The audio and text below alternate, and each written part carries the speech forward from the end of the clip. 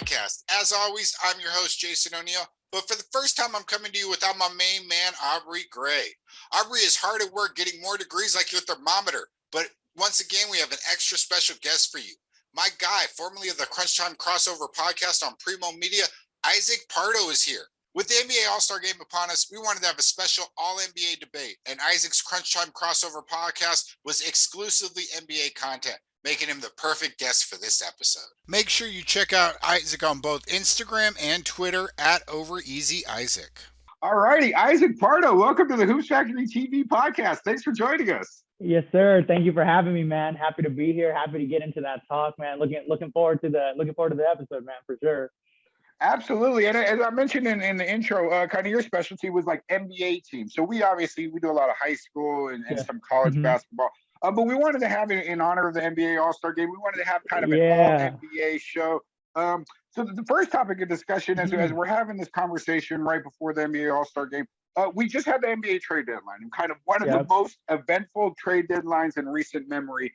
And the biggest kind of trade among the group was obviously the Ben Simmons, James Harden mega deal. And so the first thing I wanted to talk about was kind of who do you think won between those two teams, the Nets Sixers mega deal? Yeah, I think that was definitely one of the long-awaited, the most like anticipated trade, because it had been in the talks with Harden getting moved around for a while too, and it, again pulled the trigger on the day of the deadline. So always has that effect of like, of course it's on the final day. I have the trade in front of me. It was a good trade. So Philadelphia ended up getting James Harden and Paul Millsap, and then the Nets, they received Ben Simmons. They got Seth Curry in that, Andre Drummond. So they got a 2022 first round pick in that, as well as a 2027 first round pick in that trade. So gave up, Harden had a big contract, so they had to give up, enough to get that contract, which makes sense. This trade's really interesting, because I think looking at it, I think we were texting as it happened live. I think we were mid-talk as that trade went through. So I immediately looked at rosters, just kind of even things out and see where they were looking. In my opinion, I don't know if the Nets got the best players ultimately, but I do think they walked away with the better end of this trade. I think that big trade when they received Harden, they had to get rid of Jared Allen. And that was, I think, the biggest factor that everyone brought up in that conversation was not having Jared Allen. And now you got Andre Drummond to fill that role. I think he's recognized that he's out of that career. He was in Detroit as being like that guy. So I think he knows where his role is. And I think that's huge for the team that has someone like Kevin Durant and Kyrie Irving. And realistically, I'm not surprised. Seth Curry can go off for almost 20 a game if you let him, and that's someone that doesn't need the ball, doesn't need doesn't need the necessity of the drama around him or anything, just plays his role, and I think not even talking about Ben Simmons, we could even leave him out of the conversation and that's still a playoff team caliber. You know what I mean? You throw Ben Simmons in that mix, and that totally changes the dynamic of Kevin Durant off the court. You know what I mean? Like still running Simmons at the three, you still have so many options. I think with Philadelphia, the only thing is I don't know how well Harden and Embiid is going to play. So I think if they end up getting a good rhythm, I think they end up doing too right. But ultimately, I do think that both teams gave up good players to better teams, so it's tough to see who ultimately is going to end up on top. But I think the Nets may have just edged it just a little bit more with just, not even considering that Simmons was the centerpiece of that trade, that without them, that trade would have been maybe not in the Nets' favor, but already favorable for Brooklyn. So, yeah, I think I'm going to have to go with the Nets. I think that was a long-awaited who was going to go where. And I think, I don't think 76ers didn't end up. I mean, Paul Millsap was a good swing as well, too. But, I mean, I think that was just someone that was like an afterthought versus your centerpiece, because Seth Curry and Drummond aren't afterthoughts in my opinion, at least as a role player. So yeah, I'm going to go Brooklyn. I think I'm going to stay with Brooklyn on that. Gotcha. Okay, sweet. So yeah, and I mean, yes, you mentioned that this is definitely one of those trades where it's hard to tell. I think the Sixers really gave up a lot. You mentioned Drummond, you mentioned Seth Curry, both of those guys. So one of my favorite stats when looking at just stuff is minutes. I mean, especially because I cover so many high school basketball players, I always want to see them get on the court. And That's true. there's sometimes where literally these guys are just in the G League, and there's no way for them to get on the court, and you just never hear or see from them again. And I mean, we've been lucky enough to go to a couple events, and Marcus Smart was literally the best high school basketball player his year. He was amazing, went to college, did really well at college, got to the NBA, and really struggled to get on the court before Brad Stevens became his coach. And I forget who the Celtics coach was, and he really butted heads with whoever his coach was. And I was able to ask him about the whole idea of getting a coach to trust you.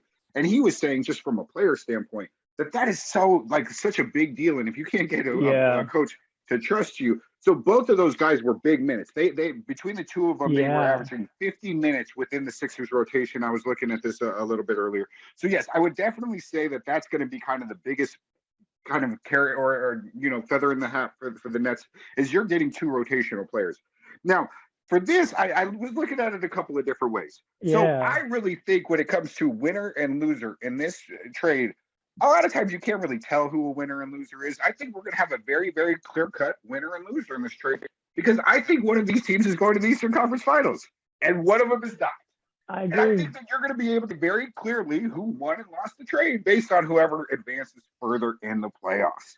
Correct. So with that said, I'm going to say the Sixers are actually, because I actually think the Sixers have a little bit of a better opportunity, a little bit of a better makeup on their team now to go a little bit deeper in the playoffs. We'll talk about who we think is going to be kind of those final teams here in a moment. But yeah, a couple of points for the Sixers. So we all know that once we get to the playoffs, we're really going to be shortening our rotations. So now the Sixers are going to be looking at an 8-man rotation of James Harden, Joel Embiid, Tobias Harris, Matthias Thybulle, Tyrese Maxey, Danny Green, Shake Milton, and maybe a Paul Millsap in there. And that's going to be your 8-man rotation. Yeah. And I would say you can trust. Again, we were talking about trust. No and doubt. minutes and, I think that those are all trustworthy people. Again, and I think Tyrese Maxey, who's been playing major minutes, he's the rookie. And I love Tyrese. I can tell you, I've met Tyrese a number of times. Tyrese, great guy. I have a lot of confidence in Tyrese. You talked about the best player in the trade. I would say Harden above Simmons would be the best player in the trade. So that's another reason why kind of the Sixers kind of would be winning the trade. Edging it a little bit. And then you just talk about production. So production. So Ben Simmons for the year has given the Sixers 0 minutes played, 0 points, 0 assists, 0 everything. Like that's just what we handful of claps. A handful of claps. That was the main thing that you got rid of is zeros across the board. Where Harden, again, people have been talking about Harden quitting on the team. Harden for the year has got like 1,600 minutes. He's got 900 points. He's got 50 steals, and he's got over 400 assists. Now, players in the league right now with less than 900 points, with less points than James Harden, just total points. And it's not an average, it's total points. And this has to do with availability. Well, Brandon Ingram has less points, total points than James Harden. Big Alexander has less total points. DG, the PG, Darius Garland, an all-star, has less total points. Tobias Harris on his own team, who's going to be a major scorer, has less points this year than James Harden. So even in kind of a half-ass year, James Harden is still a problem. Of course, anybody who watched the Christmas Day game, he did some things to the Lakers. So yeah, I would say, in my estimation, I again, based on where I think that the teams are going in the playoffs and kind of what they gave up, I kind of went Sixers. I went Sixers kind of winning the trade. But again, I think this is one we're really going to be able to see. And we don't have to discuss come June. We're going to know who won the trade. Yeah. What's interesting, too, is looking at the standings for those teams. Both of those teams are low in the Eastern Conference. You know what I mean? Like, I think the Nets are like 7 looking at it. And I think Philadelphia's are like 5 or 6. Like, not the highest teams. But those teams don't need to be high seeds to make completely sweet teams in the playoffs. You know what I mean? It's just a matter of getting to the playoffs. Looking at the other trades, I think the trade deadline overall was great. You know what I mean? I think it was quiet up until that final day, which I think always kind of follows the same narrative. You know, I think teams kind of gauge what other teams are doing actually before they try to pull the trigger. So I think it does make sense that we'd see a lot of action on the last day. Do you see any clear like winners and losers for this trade deadline that we had this year? I mean, again, very exciting, always exciting, but do you had any clear-cut winners or losers other than that mega deal, obviously? Yeah, I did. No, and even I think beyond the mega deal. So obviously I think that the Sixers have themselves very well. But I think that the biggest winner at the trade deadline was the Milwaukee Bucks. And getting Serge Ibaka kind of out of the blue to really fill a role. So Brooke Lopez has been injured, but Brooke Lopez was really their rim protector who could stretch the floor. And they wanted somebody who defensively could be kind of clog the paint, but offensively would give Giannis space to create.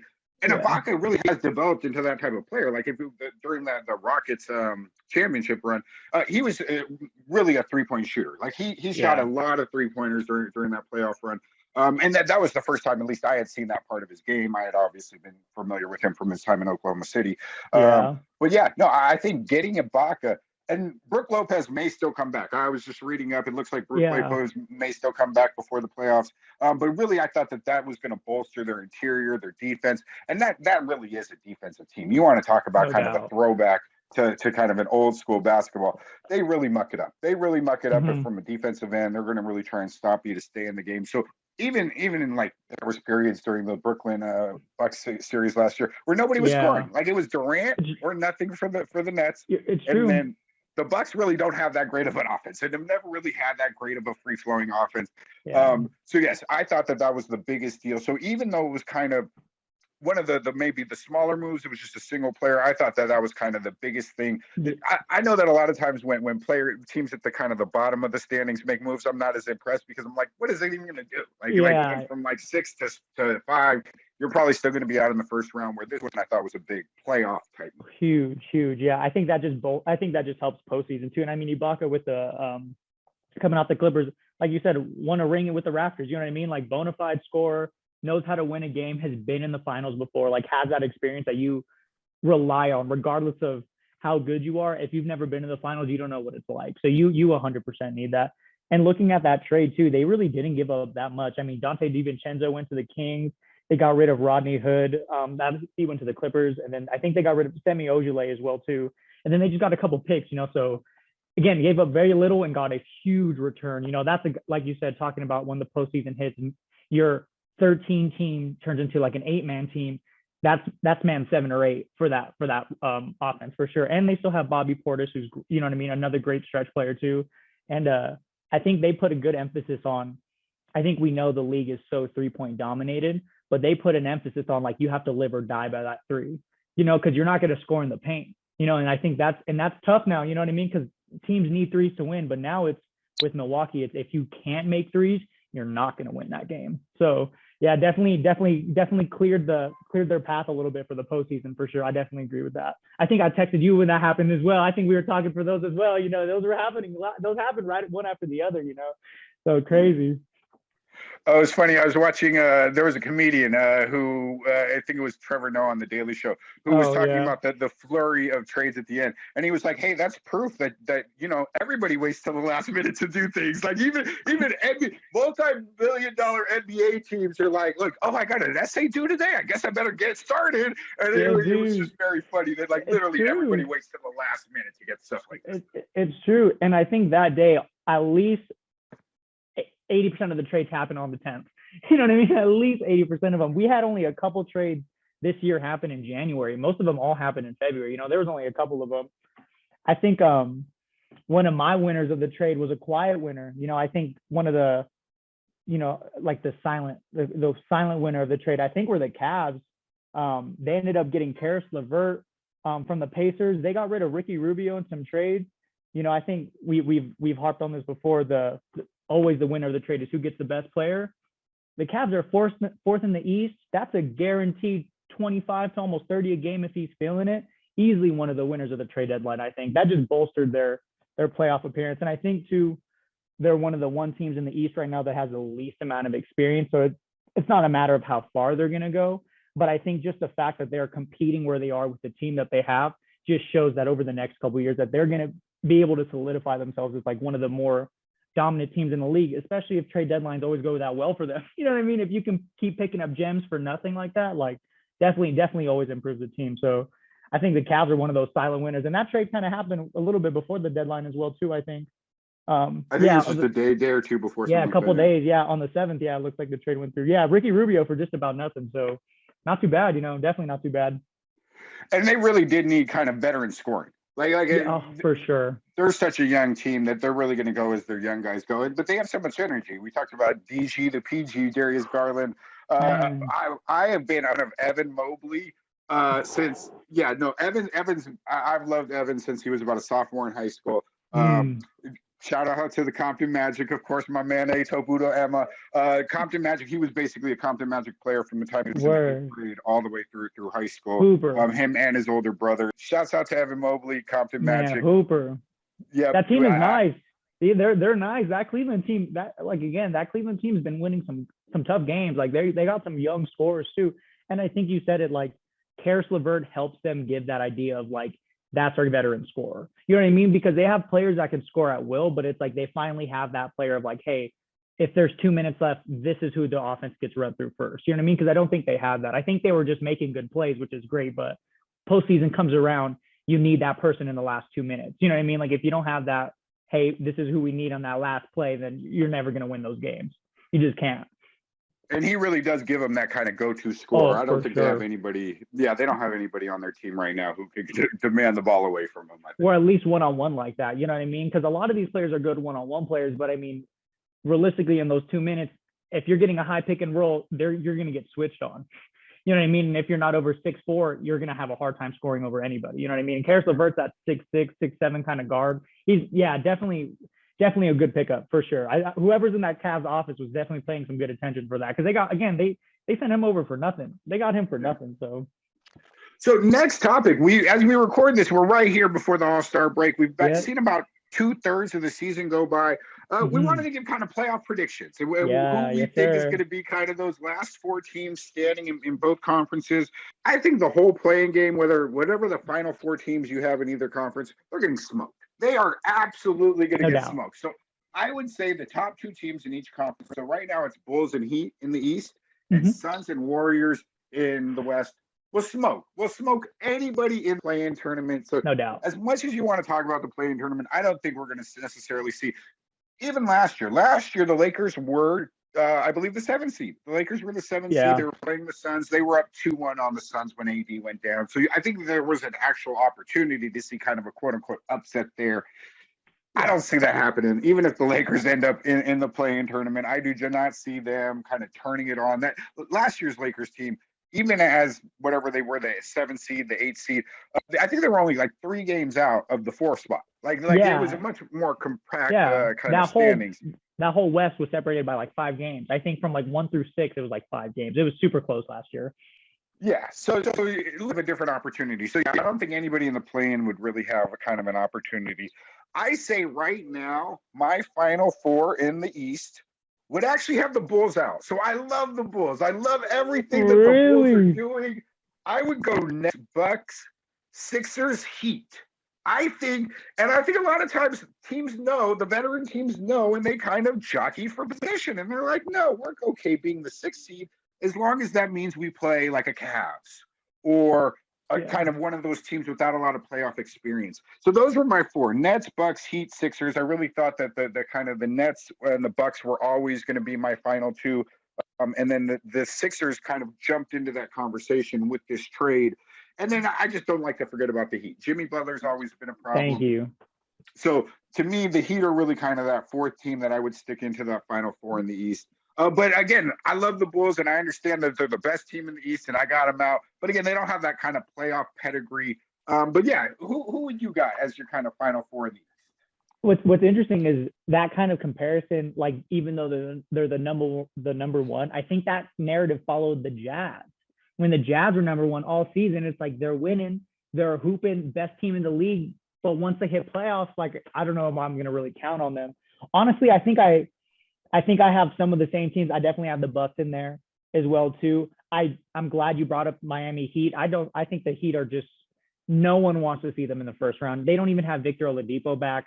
They're problem. The team's a problem. They're a small ball team, and they'll definitely take a team to 7, like Buck or the Nets if they let them. You know what I mean? If they don't close out Miami, they'll take any team to 7 for sure. I think I'm going to keep the Bulls in that conversation just for the fact that I think DeMar DeRozan's leveled up this season. Like, I don't think the type of basketball we've seen DeMar DeRozan play, we've never seen DeMar DeRozan play before. And I think that's going to give him enough. Like, I think he's starting to carry that actual chip on his shoulder to carry that. So those are my three so far: is the Bulls, the Heat, the Bucks. And even though the Nets are sitting at 8, I had them winning that trade. So I'm going to have them being that 4th team. Regardless of if they're 8, they're steamrolling whatever team they play if they stay in that bottom. Like, they're not going to, especially if Kevin Durant can actually play. And I think that's the biggest factor, is Kevin Durant playing. Because I'm betting on the Nets being successful without Ben Simmons. You know what I mean? Not even taking in consideration that Ben Simmons plays. So once Ben Simmons, if he does, that's going to completely change the team. But those are going to be my 4 sitting at the top. Again, the Nets are 31 wins, and the 4th seed, which are the Cavs, are at 35 wins. So they're only separated by about 4 games. So that's a quick turnaround, honestly. And I'm glad, though, and I think I said it last time, it's the first time in a while that all of the East teams in the playoffs are all positive. They're all above 500. I mean, the Nets are 8 and they're 31 and 27. You know, right under them, the Hornets are 29 and 30. But everyone, the East is, there's competition in the East. You know, the Sixers are at 5, Celtics are at 6, Toronto's at 7. There's going to be it'll be a good playoff for sure. But those 4 teams, like you said, they're clean cut. No one's going to beat them over 4 games if they have home court. Like, it's just looking like that's what it's going to be.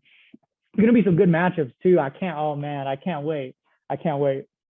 Oh yeah, and we're talking about like some of those teams with actual playoff experience. So the Celtics. The Celtics have been to the second round of the playoffs quite a bit in the most recent years.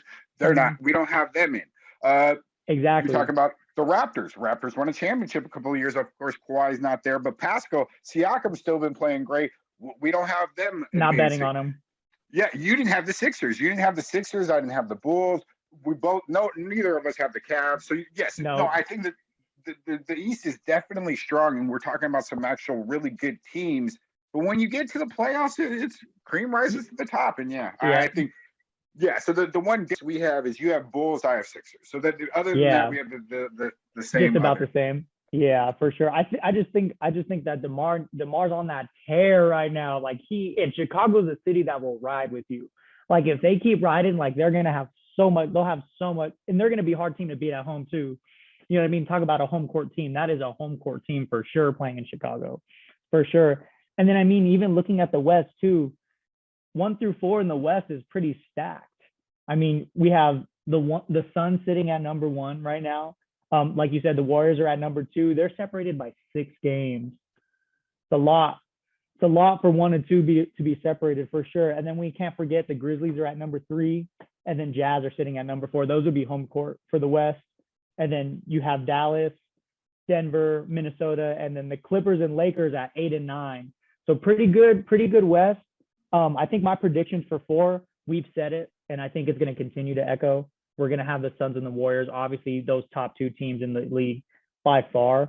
It's interesting with all the conversation around the Lakers and everyone having the Lakers be a shoo-in for the Western Conference Finals after the season that they've had just doesn't seem very plausible right now. So I think sticking with the Grizzlies in that top 3, I think being that underdog team, I definitely think that they can make some noise.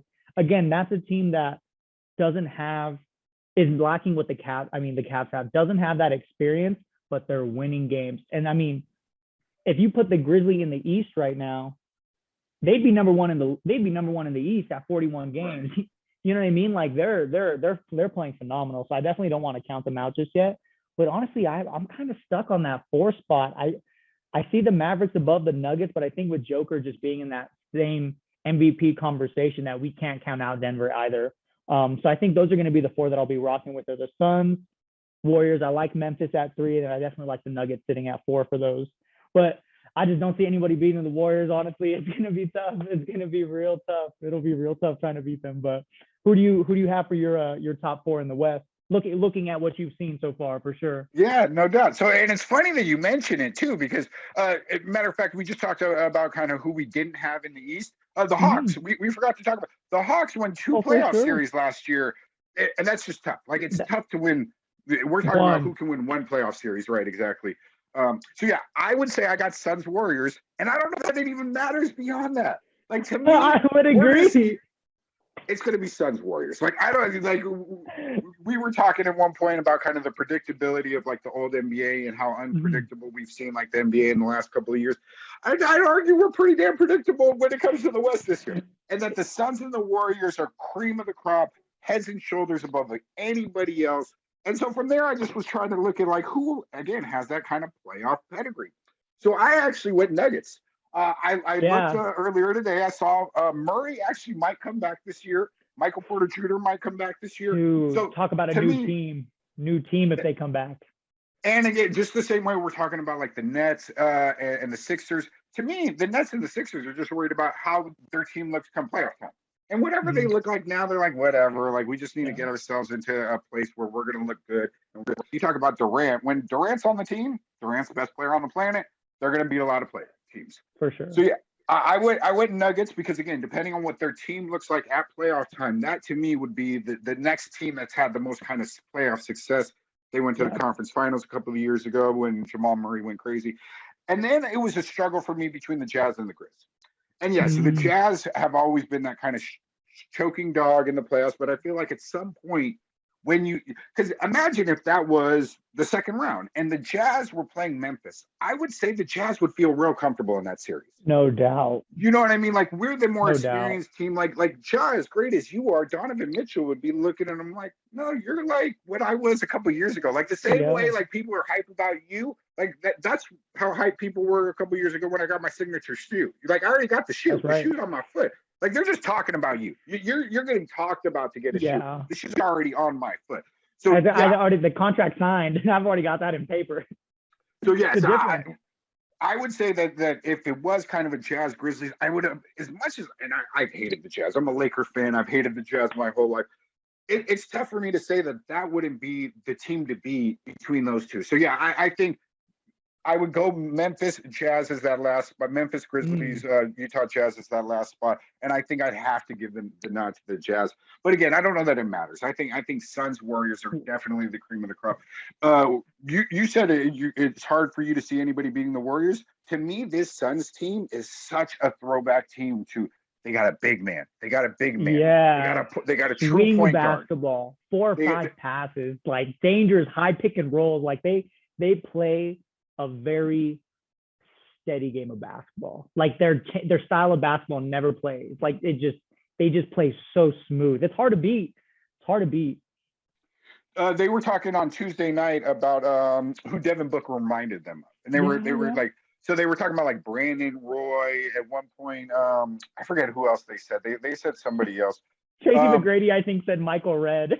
Michael Redd, thank you. That's who I was thinking of. Michael Redd. From Milwaukee, yeah. Yeah, no. And at one point they said Allen Houston. To me, the guy Devin Booker reminds me of is Kobe Bean Bryant. Like he is a straight killer. Like now again, different types of games. He doesn't have as much of the one-on-one game, but Rip Hamilton, as far as kind of movement without the ball, was kind of the one that. But he's way better of a one-on-one scorer than Rip Hamilton ever was. No doubt. And has more range than Rip Hamilton ever did. To me, it was Bean. I was like, man, the two people who have that Mamba mentality in the NBA right now that aren't just okay with being okay are Devin Booker and Giannis Antetokounmpo. No doubt. Those to me are the Mamba mentality guys. So yes, I would say Book to me. And CP and DeAndre Ayton and Mikal Bridges, that to me, and they lost last year. Monty Williams, amazing coach, phenomenal, amazing story. If people don't know about Monty Williams' story, people should definitely go Google his name. He lost his wife at one point during the middle of the season. So yeah, Monty Williams are crazy. I think that the Suns are on a mission, and so in the end, I think we aren't looking at a rematch. We're looking at either Suns, Bucks, or Suns Sixers, depending on how well they gel. Again, I'm big on the Sixers over the Nets. But again, KD, best player on the planet. So if KD had any help, if last year KD had any help, so Kyrie was out with an injury. If his foot was behind the line, it would have been total. You know what I mean? We could have talked about a totally different series. You know, just 2 inches of a difference for a series for sure. I like We'll see. Yeah, I think too with the Suns,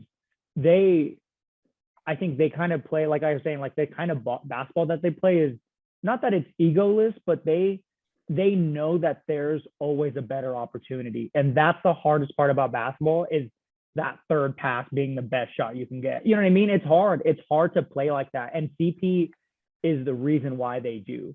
Is CP knows that regardless of what he's doing, if that first shot looks good, that third one that they're not expecting is going to be your best option, and that's how you close out a fourth quarter. You know what I mean? Is those kinds of plays. I would love to see the Warriors and the Bucks match up in the finals, though. That Steph Curry, Giannis kind of, those two have been rocking with each other for a while now in the league. You know what I mean? Like, those are two players that have been at the top of the league for the longest time, but have never met on that kind of stage. So I think I think that would be a good display of who you think is the best, because I know Giannis right now, if you ask him, he thinks he's the best player in the league.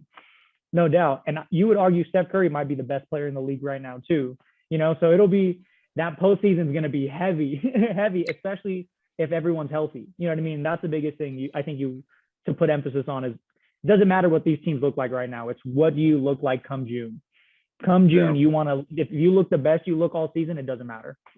It really doesn't matter. Yeah.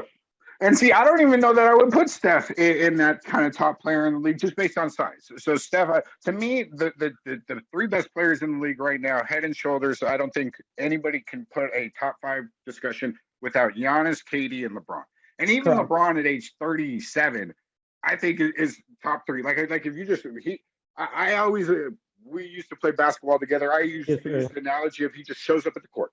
Yep. If LeBron shows up at a court anywhere in the world, he's the best player there. Like that's who he is when he shows up to a basketball court. And it doesn't matter who else is there. So yes, I think that those three are those type of guys. Where when Steph shows up to, like a USA camp and a Dame Lillard or Kyrie already kind of took him. Took him in the finals. And so yes, Steph, I love Steph. Hey, they went back and forth. They went back and forth though in the finals though. They both got the hardware. You know what I mean? Steph got a couple MVPs. But yeah, it'll be. I think too. I'm glad that the basketball now is. I think the narrative for so long is the game has changed. Like the game's no longer the same, and it's nice that we're starting to see that old school kind of basketball that people all remember kind of fill its role again. You know what I mean? Like I think before there was a lot of like animosity to comparisons of the greats of like you don't compare so and so to so and so, but now it's like who does he remind you of? Whose play is this? You know what I mean? And it's good that there's like that bridge that's happening now. Because again, like I would agree with you too. Like Devin Booker is a young Kobe Bryant. Like those are the same kinds of. We're watching the same type of player in a new generation. You know what I mean? And it's good that bridge is there where it's like it's respected. Because I feel like there was always just you don't compare, or you know what I mean? Like it's hard to compare back then, and now it feels like there's so much going on that like that's out of the window. Like you can compare. You know what I mean? And that's what's great. That's what's great about the game now. For sure. Yeah. Well, I think too, one of the biggest things is kind of defense. And so the one guy I didn't mention when it comes to the Suns was JaVale McGee, who is actually, why does JaVale McGee keep going to the finals? Like I don't think anybody thinks that JaVale McGee is like the best player. Right. No. The best player on the team. But again, having that kind of rim protection, and even the Lakers won the championship, he was on the team, and having that interior rim protection that allows you to cheat out, because especially as a slow-footed defender that I am, if you can cheat out on the three and have somebody having your back at the rim, it just makes me a better defender, even though I suck. Like again, I'm slow-footed, but if I can cheat, then hey, I know where I'm forcing you. I'm forcing you middle, and my big man's going to be there. And as long as I keep rotating, we're going to be a pretty good defensive team. Yeah, exactly. So yes, I would say that is really kind of the biggest throwback thing that all these teams and even the Warriors, when they were winning all the championships with KD, they were in the number 1 defensive team in the league all those years. And Steve Kerr is an old Popovich clone, and he's always going to be talking about defense and that sort of thing. So yeah, I think that's really where that throwback comes in is with the defensive end, and obviously if you can get stops, it just keeps you in so many games. Yeah, that's the whole thing is defense does win championships. You know what I mean? Like you need to close out defensively because defense will create all of your offensive opportunities. You don't need a good offense at all if you know how to score the ball. Right. You know what I mean? Like you don't need anything set up if you know how to if you know how to find a spot, ask for the ball. You know what I mean? Like that's your offense. You know what I mean? That's your offense for the most part. Yeah, it's gonna be a good postseason. Good postseason. Looking forward to it. Yeah, for sure. Yeah. So one of my favorite parts of your old CrunchTime Crossover podcast was the daily affirmations at the end. Oh man. So that's not something, us old heads are as big on. So yeah, if you could give our listeners a little taste of the daily affirmations you were providing to people in the past. Yes, sir. Yeah, I think that was always, I think I started and would end those podcasts with that, because a lot of that is just good memory. You know what I mean? Just keeping your mind on good things. And I think thinking of good things brings good things. So this is one of my favorite affirmations that I would always say at the end of my podcast that I still believe to this day. And I think it still might even be on my bio, is just being 1% better every day. I think is one of the best goals you can always set. You know, I think we get caught up in progress and the end result that we don't think about everything it takes to get there. So I think if you take just 1% to do better every day, progress is always made. And I think that's oversight. A lot of that sometimes is oversight. So I always think just 1% better is always a good thing to shoot for. Another one for the day too that I always think about is just there are no mistakes if you learn. You know, we are people that make mistakes, and I think that as long as we take the time to learn from them, at least recognize that we make a mistake, you only better not only yourself but just your interactions with people around you. You know, I think the hardest thing, especially with the COVID times that we were going through when the podcast was going on, was just people just not recognizing boundaries and space for people. You know what I mean? And I think that if you are aware of not just yourself but who you are to other people, I think that just makes, you know, that's so well received, you know. And I think being in hospitality and just dealing with communication, you can see the difference, the way people interact with you when you are that kind of person, you know. And I think we all need that. You know, you never know what people are going through, you know. And I think the last one that I think that I've just kind of been writing on, that I've relocated since those podcasts. You know, my whole life has completely changed. I've been on a whole different thing. And I think this is kind of what I've been sitting with for the last couple of months, is just do what makes you feel good. You know, that's the only thing that matters. Is if this is a life that we get, like, it has to be a good one. You know what I mean? And it's only good if you make it good. So do what makes you feel good, you know, do what makes you feel happy, you know, take the time to be thankful for the things that are around you. You know what I mean? Just literally walking outside and smelling roses is a beautiful thing, you know? And I think that, like I said, the oversight, a lot of those things is just very easy. And a lot of it just takes a minute, you know, 2 minutes to do. So just keeping those things in the forefront of your mind just helps you feel good. You know what I mean? You walk outside feeling good, you take a breath of air, and, you know, things are okay if you really make sure they're okay. So, man, thank you for bringing that up. You know, I think that's always just I think that's something that I've forgotten about to do too on my side, is just remembering that all of these things that I used to say before are still relevant. You know, it's just remembering them and putting them into practice. You know, affirmations are like practice, just like the sport. The more you practice them, the better they are, and the more results you get. So, you know, that's the way to go, man. Positivity is the way, man. We just got to keep it moving. We're here for each other, you know, nothing but good vibes. And again, knowing you for a long, just nothing but good people. So thank you again for having me, and thank you for letting me share that too. I do appreciate that so much. Oh, no doubt. Hey, man, we appreciate you. Man, thanks for coming on. yes, Everybody, Isaac is on Twitter. To make sure everybody goes check him out on Twitter and Instagram at OverEasyIsaac. And make sure you like and subscribe to the podcast here at Hoops Factory TV.